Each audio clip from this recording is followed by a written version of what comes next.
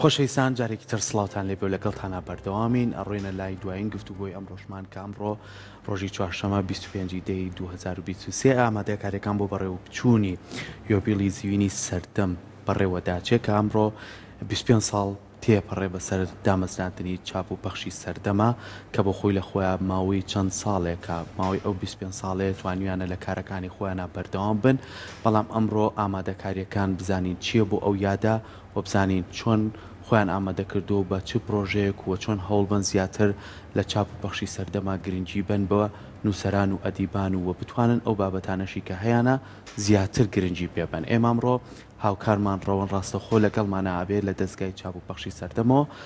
زانیاریمان زیاترێتی لەسەر ئامادەکاریەکان و چۆن خۆیان ئامادە کردو بۆی کە ئەمیادە بەپەرزی ڕابگرن. ڕەوەن سڵاو لێبێ و بەیانی و باش پێمان بڵێ ئامادەکاریەکان چییە بۆ ئەمیادە.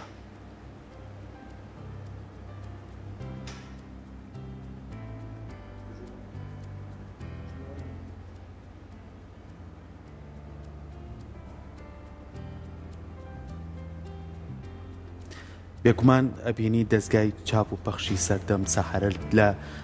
سەرەتای دامەزراندنیەوە کە سەرۆک مامجەلال ڕۆحی شاد بێت ڕۆڵێکی بەرچای هەڵبوولەوەی کە هاوکاری شاعیری نەمری کورد مامۆستا شێرکۆ بێکەس بکە کە بتوانن لەگەڵ مامۆستا شێرکۆیان چەندین کەسانی ئەدیب و ڕۆشنبیر کۆ بکەنەوە لەم دەستگایە و بتوانن بەرهەمی کتێب و بتوانن لەم دەستگایەوە ئاستی ڕۆشنبیری ناو کۆمەلگاکەمان بەرەو ڕێگایەک و ئەقارێکی ترابەرن. ئێستا هاوکارم ڕەوەند لەگەڵمانایەوە گوێبیستی من بی ڕەوان جارێک تر سڵاو لێبێ بزانین ئامادەکاریەکان چییە بۆ ئەم یادا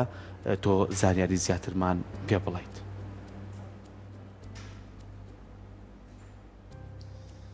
سڵاو لە ئێوەش بێت هاوکارانم لە ستۆدیۆ سڵاو لە تەواوی بینەرانی کورسات بە تایبەت پرۆگرامی ڕۆژێکی نوێ ئازیزان و خۆشەویستان پرۆژەی ڕووناکبیری لە هەر شوێنێک بێت گرنگی و تایبەتمەندی خۆی هەیە. دەستگای چاپ و پەخشی سەردەم لە شاری سلێمانی دەتوانین بڵین چارەکە سەدەیەکە و ماوەی 25 ساڵە بە دیاریکراوی لە 25 دەی ساڵی 1992ەوە خزمەت بە بواری ئەدەبی و فەرهەنگ و کەلتوری کوردی ئەکات و ئێستا ئێمە ئەمڕۆ لێرەین ئەمانوێت زانیاری وەرگرین سەبارەت بە چالاکیەکانی کە ئەمڕۆ سازەکرێت سەبارەت بە یادی یۆبیلی زیوینی دەستگای چاپ و پەخشی سەردەم لە شاری سلێمانی کە لە ساڵی 1998 بە هەوڵی ژمارێک لە ئەدیبان و نووسەران بە دیاریکراوی لە بە هەوڵی شاعری گەورەی گەلەکەمان مامۆستا شێرکۆ بێکەس و بە هاوکاری سەرۆک مامجەلال توانرا دەستگای چاپ و پەخشی سەردەم دابمەزرێنرێت و ئەمڕۆ یادی 25 ساڵەی دامەزرانی دەستگای چاپ و پەخشی سەردەمەکرێتەوە. لە دەستگای چاپ و پەخشی سەردەمم زانیاری زیاتر وەرگرم سەبارەت بە ئەو چالاکیانی ئەمڕۆ ئەنجامەدرێت. کاگازات بانکەمە ئێرە کاگازات فەرموو بیت ئێرە کاگازات سەرۆکی دەستگای سەردەم. کاگازات سڵاوت لێبێت ئەم کاتت باش. ماوەی 25 ساڵە دەستگای چاپ و پەخشی سەردەم بەرداوام بەکارەکانی یاوە سەرڕای ئەم بارەنە هەمواری کە بەسە هەرێمی کوردستانە هاتووە ماوەی چەند ساڵێکە هەرێمی کوردستانی گرتوێتەوە بەڵام دەستگای چاپ و پەخشی سەردەم توانیوێتی بەردەوام بێت لە کارەکانی و لەگەڵەوەشە زانیاریم بیتە سەبارەت بە چالاکیەکانی ئەمڕۆ. خۆی لە حەقەتە طبعاً بەردەوامی و مانەوەی دەستگایەکی چاپ و بڵاوکردن و دەستگایکی ڕۆشنبیری بۆ ماوەی چارەکە سەدەیە لەم ڕۆژگار و بارودۆخی کە بە درێژای ئەم ساڵانی ڕابردوو هەرێمی کوردستان بە خۆی و بینیوە بە حەقەت یعنی ئەمە خۆی لە خۆیە جێی یعنی بڵین پرسیارە کە ئایا چۆن ئەم دەستگایە توانیوێتی بە درێژای ئەم ساڵانە بەرگەی ئەم هەموو ناهەموارێ بگرێ و لە کاتێکا کۆمەڵێک دەستگای تر کەوتونیان بەداخەوە نەیانتوانیوە بەردەوام بن بەڵام دەستگای چاپ و پەخشی سەردەم توانیوێتی بەردەوام بێ. هەڵبەتە ئەمەش ئەگەڕێتەوە بۆ هەم شێلگیری ئەو ئەدیب و نووسەرانەی کە هەم لە دەستگاکە کاریان کردووە هەم لە دەرەوەی دەستگاکەوە بڕین هاوکاری دەستگاکەیان کردووە بە بەرهەمەکانیان و هەم ئەو بەڕێز و لایەنانەی توانیویانە پشتیوانی دەستگاکە بن. بێگومان پرۆژەی ڕۆشنبیری بە حەقەت یەکێکە لە پرۆژە جەوهەریە کەلتوریە گەورەکانی هەر میلەت و هەر نەتەوەیەک و هەر کۆمەلگایەک یعنی لە بە تایبەتی لە ئەم ڕۆژگارە کە ڕۆژگارێکە ئەتوانم بڵێم وردە بەهۆی چ سۆشال میدیا و هەژمونی سۆشال میدیا و چ بەهۆی ئەوەی کە ناونرا بڵین جیهانی ژیری ئەو لەمە و ینی ڕۆژگارێکە تایبەتمەندێتی کەلتوری وردە خەریکە نامێنێ لەبەرەوەمە ئەرکی هەموو ئەو میلەت و ئەو نەتەوانەیە بە تایبەتی نەتەوەی شوکو ئێمە میلەتی شوکو ئێمە کە لەبەردەم ئەو هەژمونە گەورەی دنیایین کە تا ئێستا ئێمە بەڕاستی نەمانتوانیوە بە پێی پێویست هەم کەلتوری خۆمان بپارێزین هەم بتوانین زیاتر لەم زەمن و ڕۆژگارە ئاڵۆزا بتوانین چۆن شوناسی خۆمان ببینینەوە وەکو ئینسانی کورد و کۆمەلگەی کوردی و کەلتوری کوردی بە چەمکە مۆدێرنەکەی بەڵام ئێمە بە درێژایی ئەم 25 ساڵە دەستگای سەردەم هەوڵی داوە بەڕاستی ئەم کە ئەمە بکە ئەم ئامانجە بکە بە استراتیژ و کاری لەسەر بکە و توانی ومانە سەرباری ئەو کۆسپ و تەگەرانە هەر بەردەوام بین ئەمێنێتەوە ئەوەی کە ئەمڕۆ 25 ساڵ بەسەر دامەزرانی دەستگای چاوپەخش سەردەما تێ ئەپەڕێ ئێمە لە کە ئەم یادە لە بڵین وتێل گراند میلینیۆم لە هۆڵی دکتۆر عیزەدین نەکرێتەوە یادەکە لەم یادەکە ئەوە نییە بڵین زۆر بەربڵاو و بەرفراوان بێ بەڵام تایدا چەند چالاکیەک پێشکەشەکرێ لەوانە بۆ نمونە فیلمێکی دۆکیومنتری سەبارەت بە دەستگای چاوپەخش سەردەم کە فیلمێکی کورتە و لە بەرهەمهێنانی کورسات و هەڵبەتە بێم لێرە ئەوەش بڵێم سوپاس بۆ بەڕێوەبەری کورسات و هەم ئیدارە و هەم کارمەندان و هەم هونەرکارانی کورسات کە سپۆنسەری میدیایی ئەم یادە ئەکەن جێی سوپاسن ئێمە لەم یادا وەکو عەرزمکردن و فیلمە دۆکیومنتاریە هەروەها چەند پارچە مۆزیکێک پێشکەشەکرێ و لەگەڵی ئێمە ئەم ساڵ بیرمان لەوە کردەوە بە حەقەت مەدالیای زیێڕینی سەردەم ببەخشین بە هەندێک لەو قەڵەمە بەتوانا و داهێنەر و بەرهەمدارانی کە بە درێژایی ئەم 25 ساڵە و پێشتریش و تا ئێستش بەردەوامن لە بەخششی ئیبداعی و لە بەخششی ئەدەبی و ڕۆشنبیری هەڵبەتە ئەمانە بەشێکن ئێمە معنای ئەوە نییە ینی کە ئەم مەدالیانەین بە بەشێک لەو قەڵەمانە معنای ئەوە نییە ئەمانە تەنها ئەمانە داهێنەر و ئەمانە قەڵەمی بەخشندن نەخێر بەڵام وی کە لە توانای ئێمە لەم ساڵا ئەتوانین ئەو مەدالیایە ببەخشین بە بەشێک لەو قەڵەمە داهێنەرانە و هەوڵ بین بتوانین لە ساڵانی ئایندەیە بەردەوام بین و هەر ئەوەنە و ئیتر زۆر سوپاس هەر چالێکەکانمان بریتێ بێلەوە زۆر سپاس بۆ تۆ بەڕێز ئازاد بەرزنجی سەرۆکی دەستگای چاپوپەخشی سەردەم سوپاس بۆ تۆ لە کاتمان گرتیت وەڵای زان و خۆشەویستان لەگەڵتان بەردەوامە مەچین لای ئەندامێکی ئەنجومەنی سەردەم بەڕێز کاکەڵکەوت کە باسمان لە دۆسی سەردەم بۆ کات و هەروەها باسمانەوە بۆ کات کە لە دەستگای چاوپەخشی سەردەم بێگومان مناڵانیش لەبێر نەکراون و گۆڤارێکی تایبەت بە منداڵان هەر لە سەرەتای دامەزرانی دەستگاکە و تاکو ئێستاش بوونی هەیە ئەسمەلای کاکەڵکەوت فەرموو سڵاو دەبێت کاکەڵکەوت پیرۆزبایتان لێ یەکەم و باسمان لە دۆسی سەردەم بۆ بکەی سەرەتا کە لە ئێستادا بەردەوامی هەیە دۆسی سەردەم لە ڕاستیدا لە کاتی خۆیان گۆڤاری سەردەمی کوردی کۆمەڵی دۆسیی باشی بڵاو کردەوە کە نەوەکانی ئەم سەردەمە نیان بینیوە یا پێی ئاشنا نەبوون بۆیە وەکو ئەنجومەنی دەستگا بیرماندەوە کردەوە چۆن بتوانین ئەو دۆسیانە بژێنینەوە لە ڕێگەی کتێبەوە بۆ ئەوەی نەوەی ئەمڕۆ سوودی لێوەرگرن بە تایبەتیوانی کە لە زانکۆ خوێن و پێویستیان بە لێکۆڵینەوە و توێژینەوە هەیە ئێمە لە سەرەتادا توانیمان تا نزیکەی 50 ژمارەیەک ئەو دۆسیانە تەواو بکەین و لە دوای ئەوە ئێمە هەر بەردەوام بووین بەوەی پەیوەندیمان بە کۆمەڵێک وەرجێڕ و نووسەرەوە کرد کە دۆسی دیکەش دروستکەین سەرنجام دۆسیەکان ئیسە گەیشتونەتە ژمارە 96 و وامان بڕیار داوە تا ژمارە 100 بڕۆین و لە دوای ئەو 100 ژمارەیە ئەو کاتە بیلەوە بکەینەوە کە زنجیرەیەکی دیکەی کتێب لە سەردەم لە ساڵی داهاتوە دەست پێ بکەین چونکەوا هەستەکەین لە ڕێگەی ئەو دۆسیانەوە چ سەبارەت بە چەمکە فەلسەفی و مێژوویی و سیاسیەکان یا چ دەربارەی کەسایەتی فەلسەفی و ئەدەبی هونەریەکان بوون ئێمە ئەوەمان جێبەجێ کردووە هیوادارین لە زنجیرەی داهاتووشە بتوانین شتێ پێشکەش بە خوێنەری کورت بکەین دەستی خۆش بێت تەمان درێژ و سەرکەوتوو بن باسمان لەوەکەی کە منداڵانیش لەبیر نەکراون لە دەستگای چاپ و پەخشی سەردەم هەر لە سەرەتای دامەزرانیەوە هەوە تاکو لە ئێستاشدا گۆڤارێک تایبەت بە منداڵان لە دەستگاکە دەرەچێت لە ساڵی 2006ەوە ئێمە گۆڤارێکمان دەرکرد بە ناوی منداڵی سەردەم و ئەم گۆڤارە لە ڕاستیدا گۆڤارێک کە تایبەت بە وەرگێڕان یعنی واتە گۆڤارێک نییە کە نووسەران نووسینیان تیان نووسی بێ ئەمەش لەوە سەرچاوی گر کە پاش لێکۆڵینەوەیکی زۆر ئێمە بۆمان دەرکەوت لە کوردستان نووسەری ئەدەبیاتی بواری منداڵ زۆر نییە کە بتوان بەشی ئەوە بکە گۆڤارێکی پێبەری بەڕێوە و خاوەنی هونەرمەندی واژنین کە بتوانن وێنە ئەم ئەنیمەیشنەکان دروستکەن بۆ ئەوەی بتوان ئەو چیرەک و بابەتانەمان بۆ دەوڵەمەندکەن بۆیە بیرمان لێکردەوە گۆڤارێکی تایبەت بێ بە وەرگێڕان سوود وەرگرین لە ئەدەبیاتی ئینگلیزی و فارسی و تورکی و عەرەبی و زمانەکانی دیکەی جیهان و ئەو کاتە ئێمە بتوانین ئەوەی کە وەرمانگرت تۆپاکی بکەینەوە لە ڕێگەی فۆتۆشۆپەوە و دوایە تێکستە کوردەکانی بخەینە سەر و بڵاوی کەینەوە و لەناو ئەو گۆڤارەدا بایەق بە کۆمەڵی مەسەلە دراوە لایەنی دەرونی کۆمەڵایەتی زانستی عەقلی هونەری منداڵان و تا ئێستا ئەو گۆڤارە 158 دانی لێ بڵاو بۆتەوە و 159 ئیسە لەژێر چاپایە لە ئێران هێشتا نەهاتۆتەوە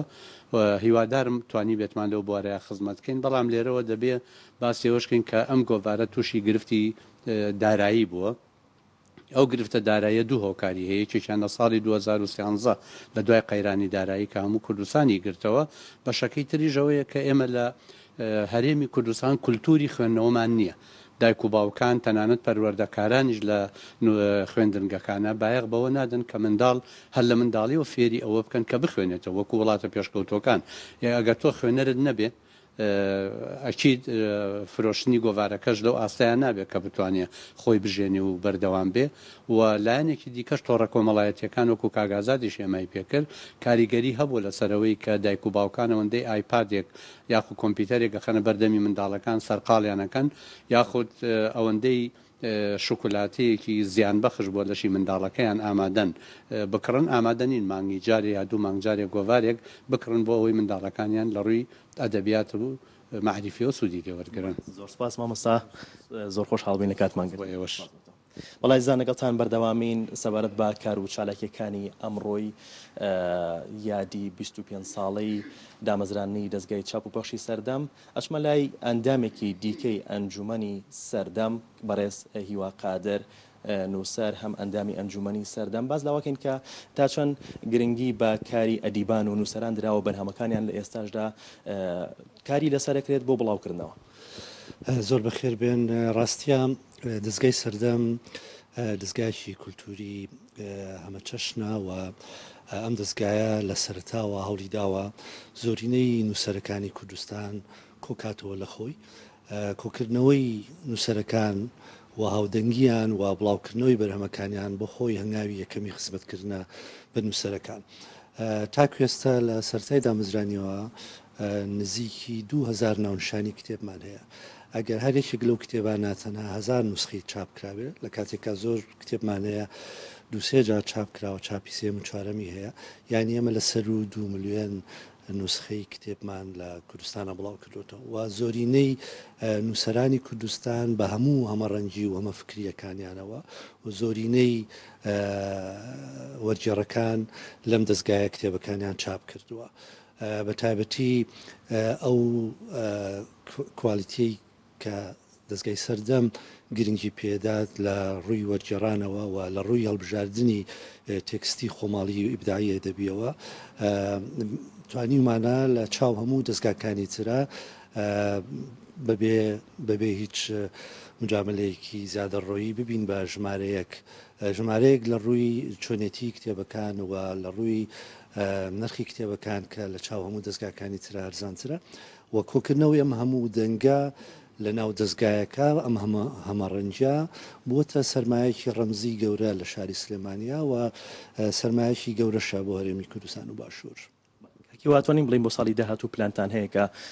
سەبارەت با چالاکیەکان سەبارەت با بڵاوکردنەوەی بەرهەمی ئەدیبان و نووسەران جیاواز بێت لەم ساڵ و لە ساڵانی ڕابردوو. ڕاستی ئەمە ماوەیەکی زۆرە دەستمان بۆ کردووە هەموو یەکێک لەو کتێبانی خۆمان کە وەرجارەکەی یاخۆ نووسەرەکەی لێرە بێ ناساندنی بۆکەین هەم بۆ زیاتر ئاشناکردنی وەرجێڕ و نووسەرەکان و بۆ ئاشناکردنی ئەو بابەتانی کە ناو کتێبەکانە بەڵێ لەو ڕێەوە ئێمە بەردەوام کارەکەین و ساڵی داهاتوو چڕوپڕتر کارەکانەکەین و گرنگێکی زۆریشمان داوە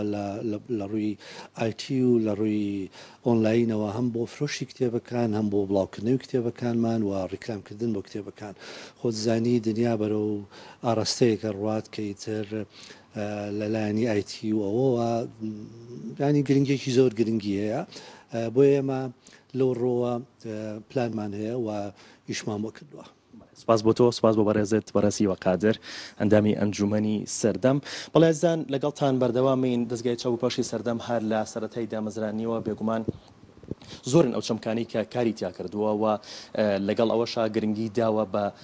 سەرجەم زمانەکانی دیکە بە تایبەت زمانی عەرەبی کە بەرهەم و کار و چالاکی ئەدیبان و نووسەرانی کورد فەرهەنگ و کەلتوری کوردی بناسێنێت بە وڵاتانی دەرەوە بە تایبەت بە وڵاتانی عەرەبی. بۆ مەبەستە زانیاری زیاترەوە وەرگرم بەڕێز دکتۆر دانا ئەندامی ئەنجومەنی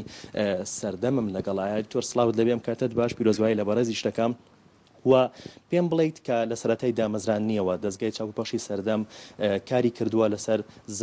زمانەکانی دیکە بە تایبەت زمانی عەرەبی و گۆڤاری تایبەت بە زمانی عەرەبی دەرکراوە. پێم بڵی ئامانج لەوە چی بووە کە گۆڤارێکی تایبەت بە زمانی عەرەبی دەرکرێت بۆ بڵاوکردنەوەی بەرهەمی نووسەران و ئەدیبانی کورد. ئەم یادە پیرۆزە لە خەڵکی کوردستان کە کۆمەڵێک قەڵەم لەم دەستگایە ئازایانە و شێلگیرانە دەستیان ناوەتە کارێکی زۆر گرنگ ئەرکێکی زۆر قورس کە گۆڕینی ئاراستەی بیرکردنەوەی خەڵکە پەروەردەکردنینەوەیە هەموو ئەمانە ئەرکی گرنگن کە ئەم دەستگایە لە خۆی گرتووە. سەبارەت بە پرسیارەکەتان بێگومان بە درێژایی مێژووی ئێمە ژیانی ئێمە کە پێمانوتی هەرێمی کوردستان و سەر بە عێراقین نەبوونی زمانێکی هاوبەش نەبوونی پردی پەیوەندیەکی هاوبەش لە نێوان ئێمە و میلەتی عەرەبا کە بتوانین بەو عەقڵیەتەی ئەوان دۆز و کێشەی خۆمانیان بگەێنینێ و پردێکی پەیوەندی و بنیادێکی متمانەیی گەورە دروست بکەین لە نێوان خۆمان وەکو میلەتی کورد و ئەوان وەکو میلەتی عەرەبا. ئەمە بۆ تەگرفتێکی گەورە کە ئێمە وەکو دوو میلەتی شەریک لەناو ئەم عێراقیان نەگەینە یەکتری. بۆیە لەسەر ڕاستپاردەی سەرکردەی کۆچ کردو جەنابی مام جەلال ئەو کات بیر لەوە کرایەوە دەستگای سەردەم گۆڤارێک دەرکا بە ناوی گۆڤاری سەردەمی عەرەبی. ئەم گۆڤارە گرنگی ئەدا بە دوو ئاراستە. ئاراستەی یەکەم ناساندن و وەرجێڕانی بەرهەمی کللتوری و بەرهەمی ئەدەبی و ئەدەبیات و مێژووی ئەم میلەتە و ناساندی بە عەرەب. خاڵی دووەم ئەوە بوو ئەو بەرهەمانەی کە بە زمانی عەرەبی هەبوون و عەرەبەکان خوێندبوویانە و نووسەر عەرەبەکان بوارێکیش بوو بۆ ئەوان بۆ ئەوەی کەوەکو قەڵەمێکی عەرەبی دەرکەون لە ناو ئەم گۆڤارەی ئێمە. بۆیە بە هەردوو ئاراستەکە کەوتە سەرپەی خۆی و کۆمەڵێک ژماری لێ دەرچوو و بەداخەوە ئەو بارەنە هەموارە ئابووری کە ساڵی 2014 هاتە گۆڕێ بۆ هۆی ئەوەی کە ئەم گۆڤارە لە کار بکەوێ بڵێن تعلیق بکرێ هەڵ پەسێرێ و ئیشاڵا لە ئایندەیەکی نزیکە ئەگەر بێت و هەلومەرجی ئابووریمان بێتەوە سەرخۆی ئەوە هەوڵەدەین ئەم گۆڤارە سەر لە نوێ چاپ بکەینەوە. سەر جێگەی خۆیت لێرە ئاماژەش بۆ بکەم کە ئێمە جگە لەوە زنجیرەی کتێبی عەرەبیمان هەبوو لێرە هەمان ئەو ئاراستەی پێشوو هەمان ئەو بیرکردنەوەی پێشوو بە هەمان ئەو تەوەرەیە چۆتە ڕێوە و گرنگترین شیش بەلای منەوە کە بە خەڵقی خۆمانی بڵێم ئەوەیە ئێمە کاردانەوەی با بڵین جێکەوتی ئەو کاری کە کردومانە جێکەوتێکی بێ ئەندازە باشی هەبووە بە بەڵگەی چی بە بەڵگەی ئەوەی کە ئیستیجابەی بڵێ وەڵامدانەوەی هەندێک لەو نووسەر عەرەبانە لەو بیریارە عەرەبانە لە گۆڤارەکەیە بوونەتە قەڵەم بوون ینی ڕنگانەوەی یاوەتەوە و هەروەها بۆتە هۆی ئەوەی کە جێی سەرنجی جێی تێڕامانی بەشێکی زۆر بێ لە خوێنەرانی عەرەب لە بەغدا و لە شارەکانی و لە دەرەوەی هەرێمی کوردستانیش. زۆر سپاس بۆ تۆ بەڕێز دکتۆر دانا ئەندامی ئەنجومەنی سەردەم. سپاس بۆ تۆ لە کاتمان گرتی. ئازیزان و خۆشەویستان، ئەمەی کە بینیتان باسکردن بوو لە ئەو کار و چالاکیانەی کە ئەمڕۆ لە شاری سلێمانی لە هۆتێل گراند ملێنیۆم لە هۆڵی دکتۆر ئەزەدین مستەفا ڕەسوڵ ئەنجامە درێ سەبارەت بە یادی یوبێلی زیوینی دەستگای چاپوپەخشی سەردەم کە ماوەی چوارێکە سەدەیە کە خزمەت بە بواری ئەدەب و کەلتوری کوردی ئەکات. ئەگەڕێمەوە لای هاوکارانم لە ستۆدیۆ لای سەرکۆ و سەحەر. سپاس بۆ تۆ